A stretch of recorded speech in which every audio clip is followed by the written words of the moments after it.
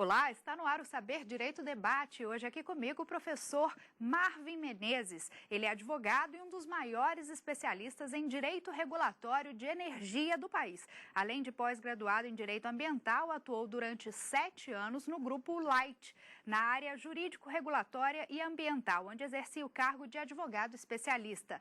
Ao longo da semana, ele ministrou o curso de Direito de Energia.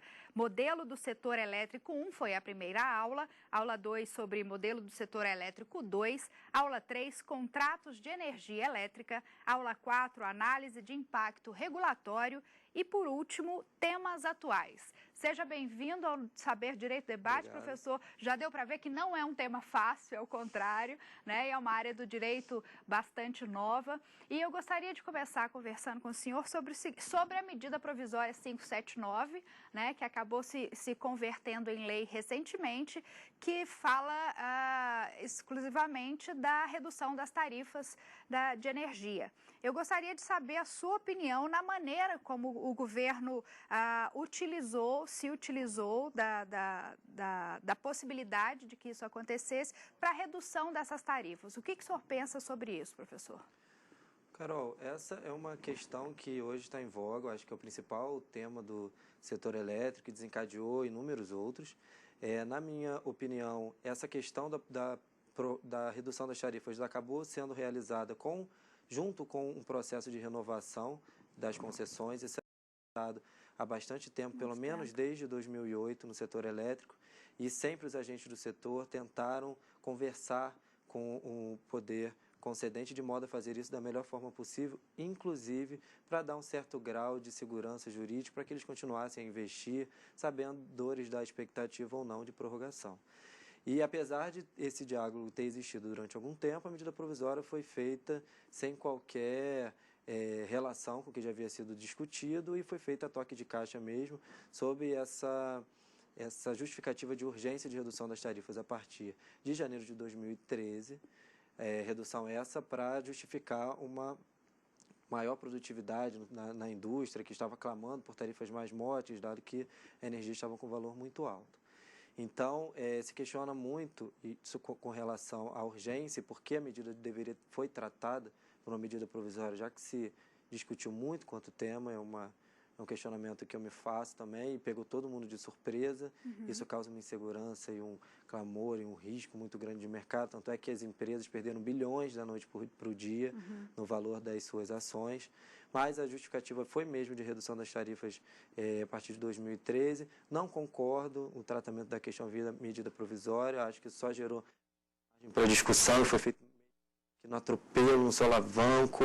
Então, a Dilma, com todo o respeito que eu tenho à presidente, foi à televisão e disse: eu vou reduzir as tarifas, e assim foi feito. E foi feito como? Não foi discutível. Foi eficaz porque qualquer consumidor verifica na sua fatura a partir de fevereiro, basicamente, que aí já tem um período de janeiro, que a redução das tarifas ela ocorreu. Só que ela ocorreu a um preço muito alto. E o que isso causou, de fato, de prejuízo, e na prática, até hoje, para o setor elétrico?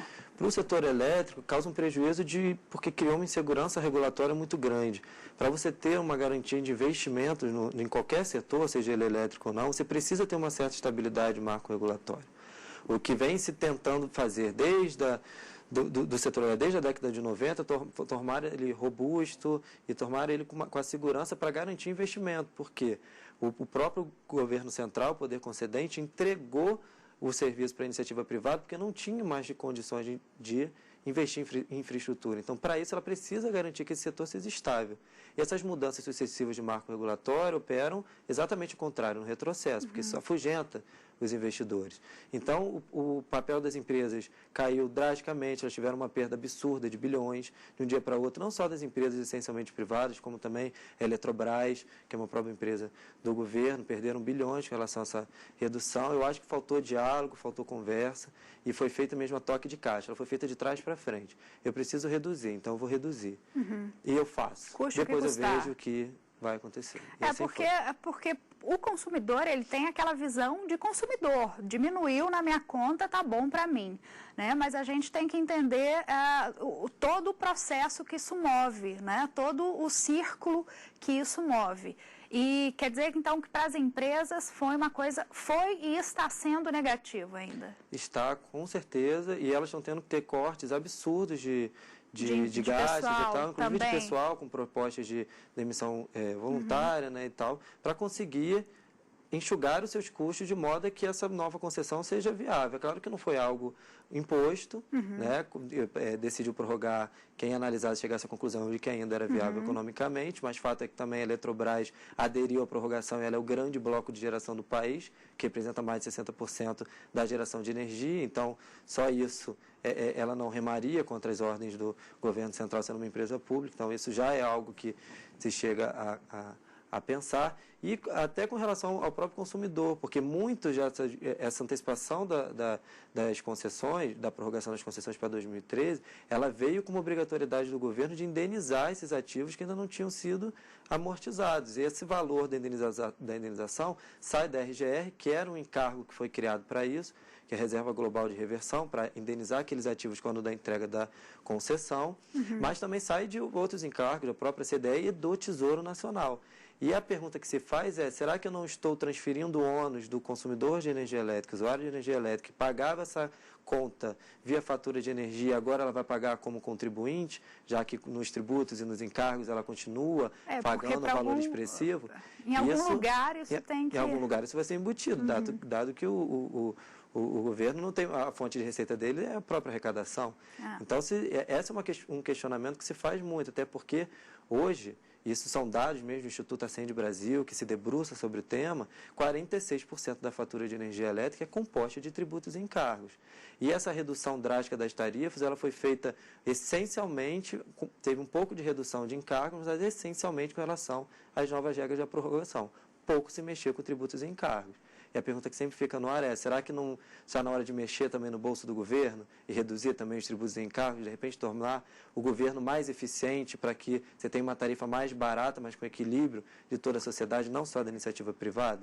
E você, como especialista na área, qual é o futuro disso tudo? O que você prevê pela frente? Então,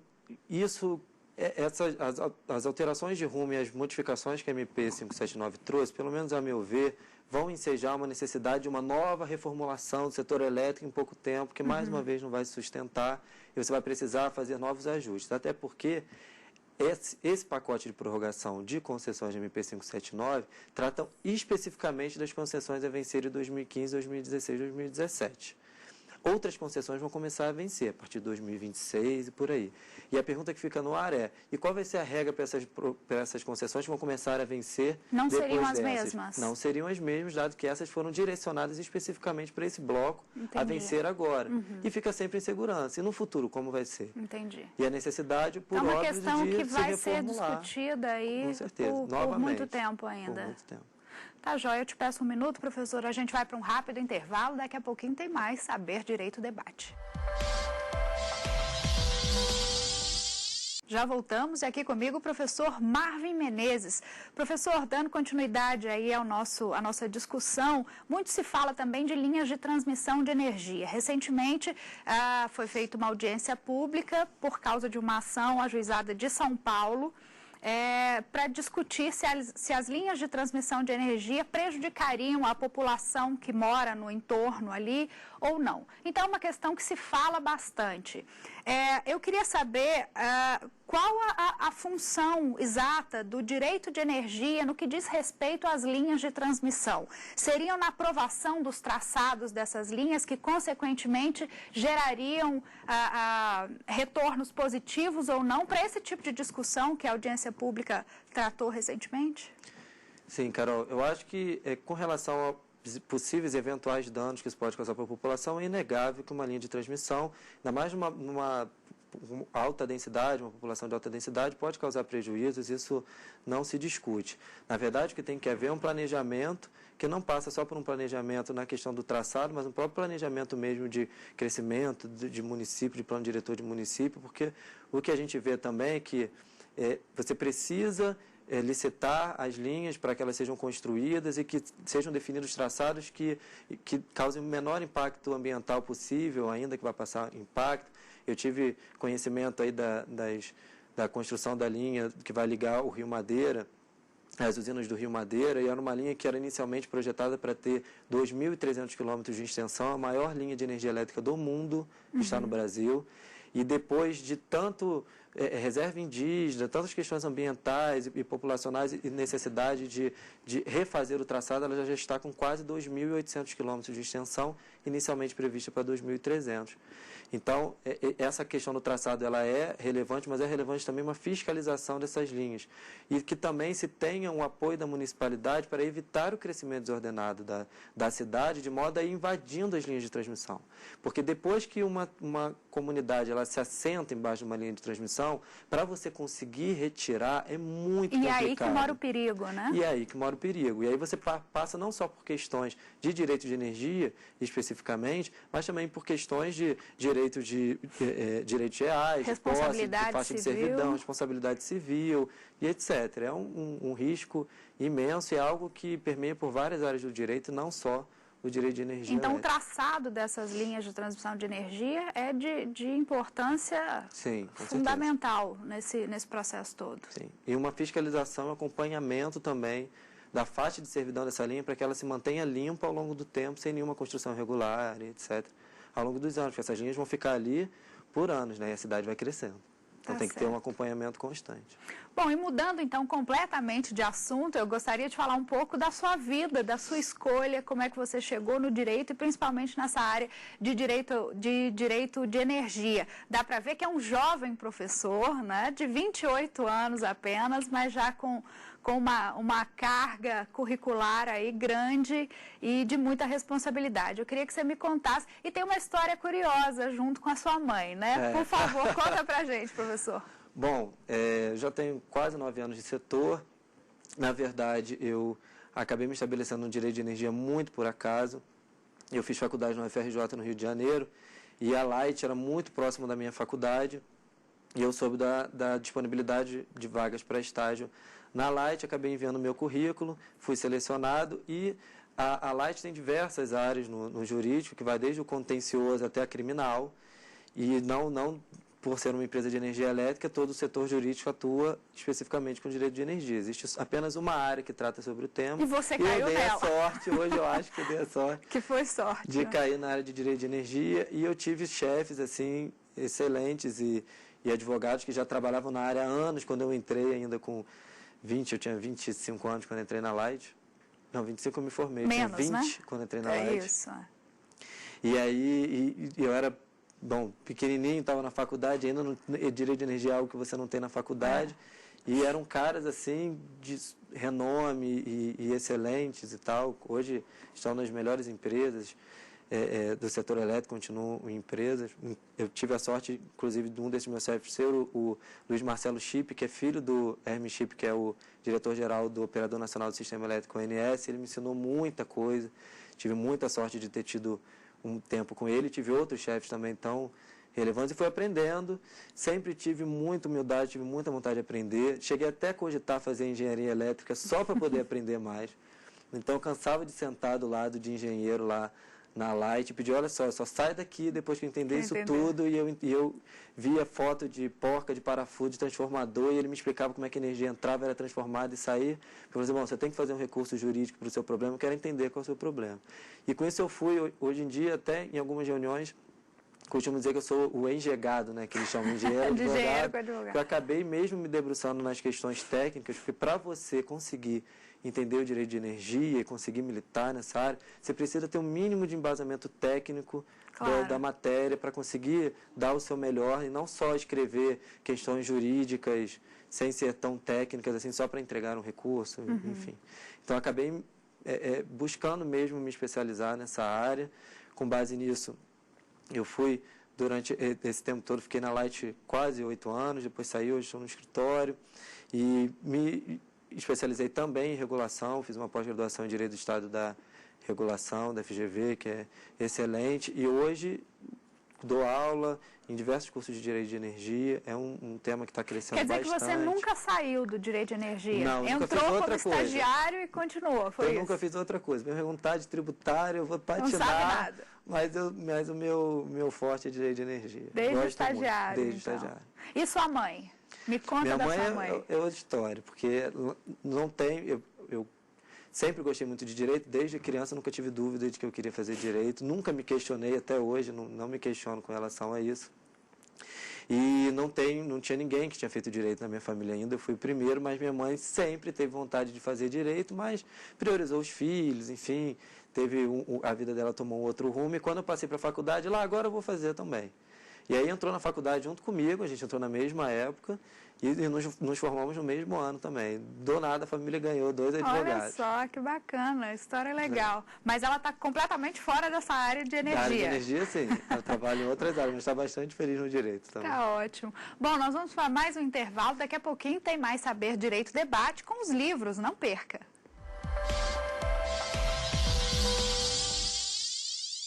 Estamos de volta com o terceiro e último bloco do Saber Direito Debate com o jovem professor Marvin Menezes.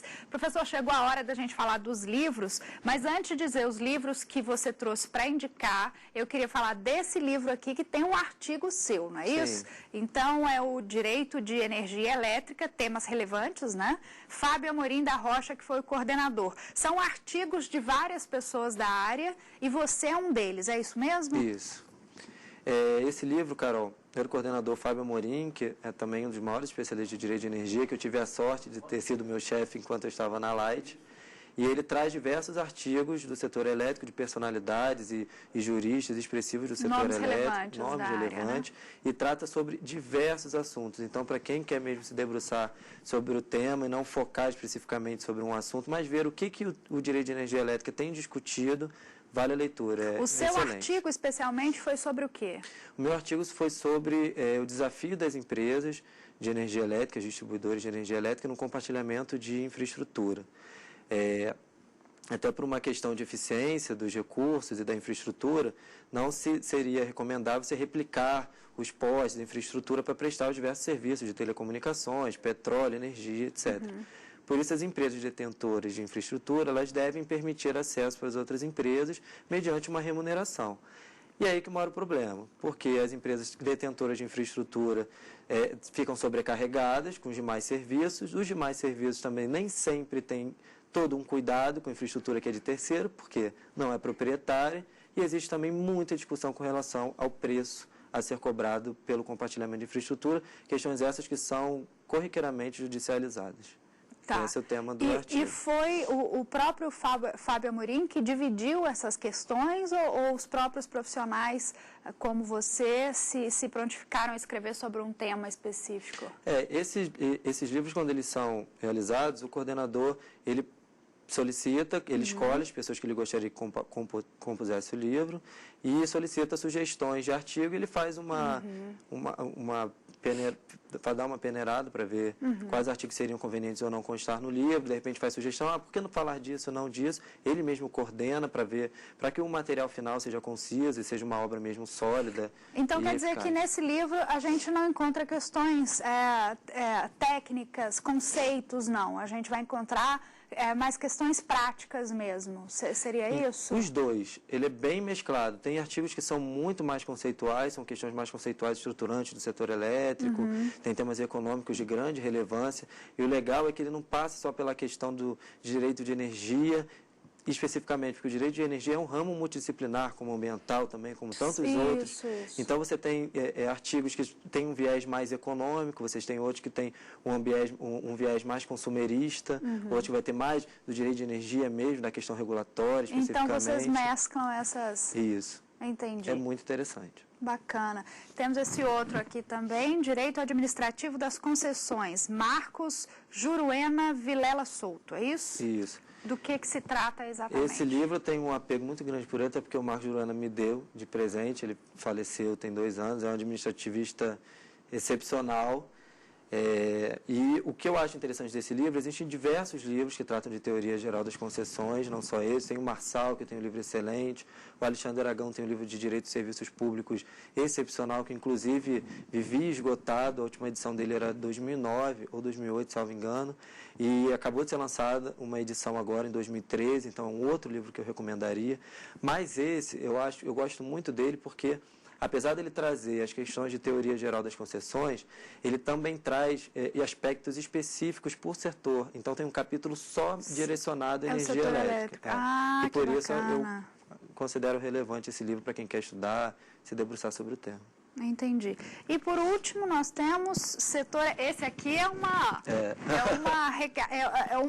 um presente, né? Isso aqui tem que guardar para o resto da vida com todo carinho as 7 chaves, né? Isso. Por quê? Me conta. Esse livro é do Antônio Galim, Setor Elétrico Brasileiro. Ele foi superintendente de fiscalização econômica e financeira da ANEEL. Ele é formado em ciências contábeis, é advogado também. E ele é excelente, eu tenho um enorme prazer de conhecê-lo, inclusive pessoalmente. Só que ele escreveu esse livro, ele traz um conceituamento do setor elétrico mais geral. Para quem quer começar a estudar o setor elétrico, ele é interessante, porque ele não se aprofunda muito nos temas, mas ele passa por todos os temas necessários do direito de energia.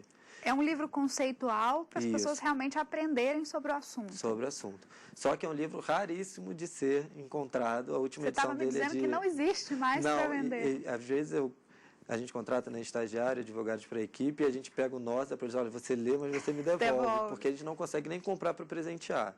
Então, acho que poderia entrar em contato com a editora, ver se eles conseguem, ou de repente, com tantos contatos, motiva aí até o Galinha a escrever uma nova edição, porque tem muita coisa para... podia, né? Tem muito assunto para ser atualizado também. É uma relíquia que poucos têm, né? Aproveitar aí o mote da MP 579 para... É verdade.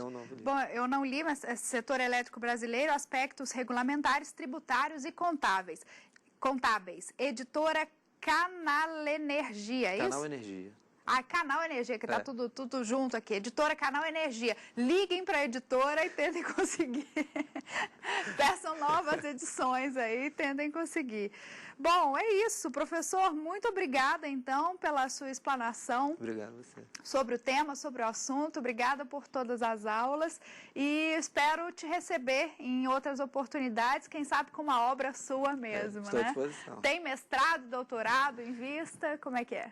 Está surgindo aí a oportunidade de um mestrado, parece que vai abrir, porque não existe mestrado em regulação ainda, e não sei se deu para perceber, mas eu sou muito inclinado para o direito de energia, então gostaria de fazer algo bem específico da matéria, não fazer qualquer mestrado, e parece que vai surgir aí, tá para aprovação do MEC, um mestrado em regulação, e isso acho que é um das minhas novos objetivos para alcançar. Ótimo, então. Muitíssimo obrigada mais uma vez. A casa está sempre aberta, viu? Obrigado. E sempre aberta para você também. Não se esqueça, mande um e-mail para nós, saberdireito@stf.jus.br. Você pode estudar pela internet também. É só acessar o site www.tvjustiça.jus.br. A gente se vê na próxima semana com mais Saber Direito Debate. Obrigada pela companhia. Tchau.